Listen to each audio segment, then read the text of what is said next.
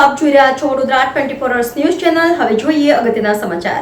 પાદરા તાલુકાના ડબકા ગામે વેરાઈ માતા મંદિર પાસે ગણેશ પંડાલ બાંધતા 15 યુવાનોને કરંટ લાગ્યો। કરંટ લાગતા ઘટના સ્થળ પર એક યુવાનનું મોત થયું, જ્યારે અન્ય 14 યુવાનો ઈજાગ્રસ્ત થતા સારવાર અર્થે ખસેડાયા।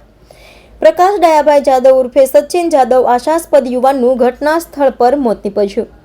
લોખંડને એંગલ પંડાલ પરથી પસાર થતા હાઈટેન્શન લાઇનને અડી જતા ઘટના બની। સમગ્ર ગામમાં શોકનો માહોલ છવાયો। ગઈકાલે રાત્રે 11:30ની આજુબાજુમાં 3 તારીખે ગણેશ પંડાલના યુવક દ્વારા પંડાલનું કામગીરી કરવામાં આવી રહી હતી। તે સમયે પંડાલના બીમ 11 kVના વાયર સાથે અટેચ થતાં 15થી વધુ યુવાનોને કરંટ લાગ્યો હતો, જેમાં એક યુવાન સચિન ઉર્ફે પકાભાઈનું ઘટના સ્થળે મૃત્યુ થયું હતું, જે ઘણું દુઃખદ ઘટના બની હતી ડબકા તાલુકો પાદરા।